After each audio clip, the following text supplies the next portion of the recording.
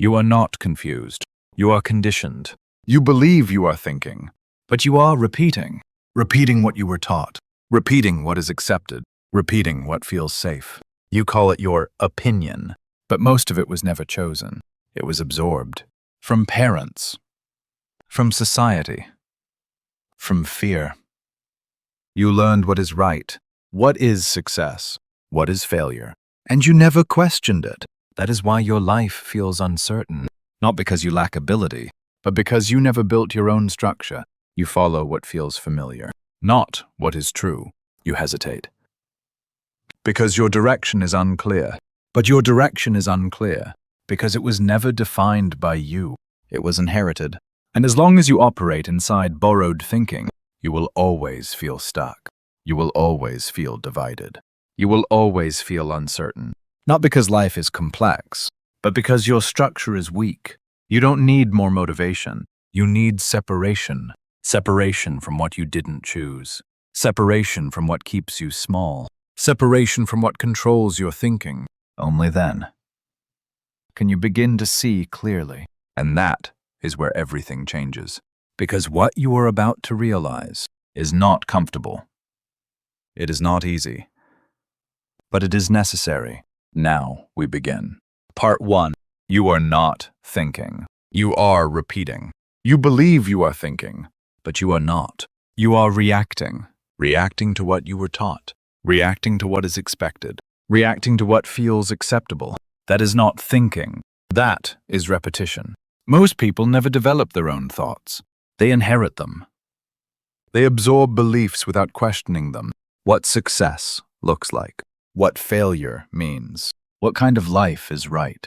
They never stop to ask where those ideas came from. Because questioning is uncomfortable. It creates uncertainty. And the human mind avoids uncertainty. So instead of thinking, it chooses familiarity. Familiar beliefs. Familiar patterns. Familiar decisions. That is why most lives look similar. Not because people are the same, but because their thinking is not their own. And when your thinking is not your own, your decisions will never be clear. You will hesitate. You will overthink. You will seek validation. Because you are not deciding from structure. You are deciding from borrowed ideas. This is where confusion begins. Not in the world, but in the mind. You feel lost. Because your internal system is not aligned. Different beliefs. Different expectations. Different fears. All competing at once. And without a clear structure, you follow whatever feels strongest in the moment. That is why your direction keeps changing. Not because life is unpredictable, but because your thinking is unstable. And unstable thinking cannot create stable outcomes. So the first problem is not action. It is not discipline. It is not motivation. The first problem is this. You never built your own way of thinking. And until you do, every decision will feel uncertain. Every step will feel temporary. Every direction will feel fragile. Because it is not yours. Now the question is not, how do you think better? The real question is, what is controlling your thinking? And that is what we examine next. Part 2. Your mind is not free. It is programmed. You believe your thoughts are yours. They are not. They were installed over time, quietly, without your awareness, through repetition, through approval, through fear. You were not taught how to think. You were taught what to think, what is acceptable, what is safe, what is rewarded. And slowly, your mind adapted. It learned to avoid rejection. It learned to seek validation. It learned to stay within boundaries. That is not freedom. That is conditioning. And once that system is in place, you begin to defend it, even when it limits you, even when it weakens you, because it feels familiar. And the mind confuses familiarity with truth. That is the trap. You don't question your beliefs because they feel normal. You don't challenge your patterns because they feel natural. But what feels natural is often just what you repeated the longest. And repetition creates identity. You start to believe, this is who I am.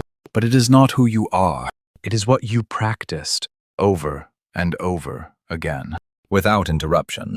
That is why change feels difficult, not because it is impossible, but because it breaks your internal system, and your system resists disruption.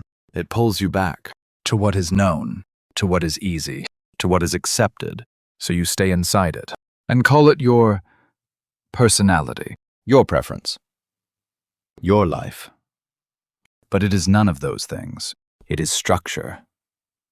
And right now, that structure is not yours. It was built without your consent, maintained without your awareness, and defended without your understanding. So the real issue is not, what should I do next? The real issue is, what system is deciding for you? Because until you see that system clearly, you will continue to live inside it, repeat it, and mistake it for yourself. Now we go deeper, because once you see the system, you also begin to see why you keep failing to change. Part 3. You don't fail because you are weak. You think you fail because you lack discipline. You think you fail because you are not strong enough. That is not true. You fail because your structure is weak, not your will, not your effort, your structure. Most people try to change behavior without changing the system behind it. They try to act differently while thinking the same. That never works. Because behavior follows structure, always. If your internal system is built on comfort, you will return to comfort. If your system is built on approval, you will seek approval. If your system is built on fear, you will avoid risk. No matter how motivated you feel, the system wins. That is why motivation fades. That is why discipline breaks. That is why you repeat the same patterns, not because you are weak, but because your structure is stronger than your intention. And intention cannot override structure.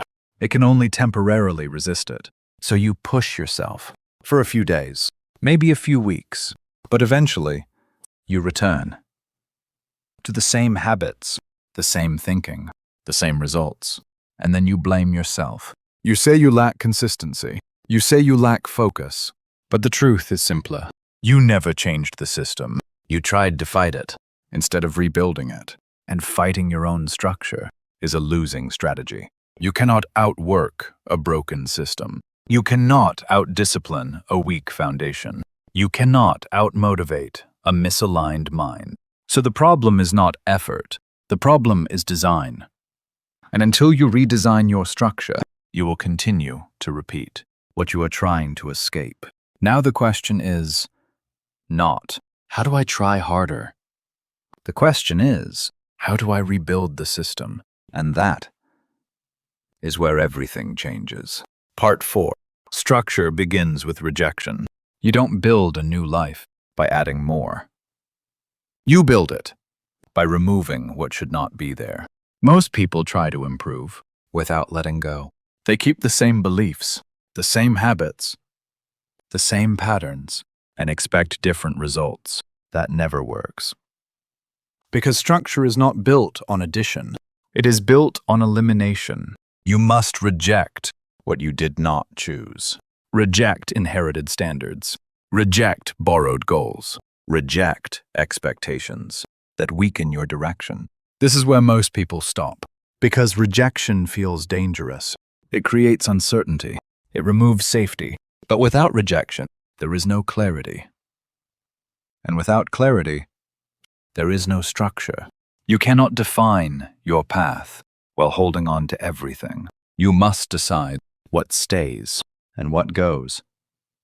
This is the moment. Your thinking changes. You stop asking, what do I want to add?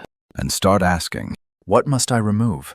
Because every strong structure is built on clear boundaries. What you accept, what you reject, what you tolerate, what you eliminate. This is not emotional work. This is structural work. And once you begin, everything becomes simpler. Not easier, but clearer. You see what matters. You see what doesn't.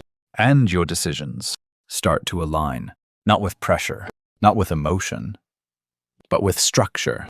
And that is where control returns. Not over the world, but over yourself. And once you have that, you are no longer drifting. You are building, Part 5. Clarity is built, not found. You are waiting for clarity. That is why you hesitate. You think one day everything will make sense. It won't. Clarity is not something you discover. It is something you build through decisions, through repetition, through structure.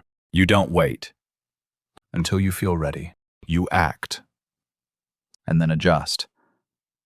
That is how clarity forms. Most people reverse this. They wait to feel certain before they act. So they never move. And without movement, nothing becomes clear. Confusion stays. Doubt grows. Time passes. But nothing changes. Structure solves this. Because structure does not depend on feeling. It depends on action. Defined action. Repeated action. Aligned action. You don't need to understand everything. You need to start building something. And once you do, clarity begins to appear. Not all at once, but step by step. That is enough. Part 6. You don't need motivation. You need structure. You don't lack motivation. You lack structure.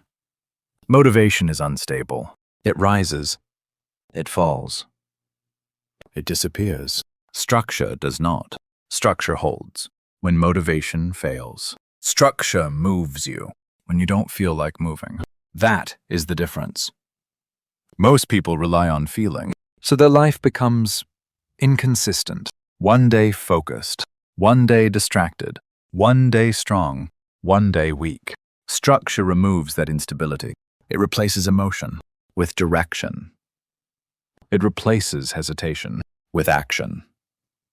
It replaces randomness with design. You don't need to feel ready. You need a system that makes action inevitable. That is how change happens. Not through intensity, but through consistency. Not through emotion, but through structure.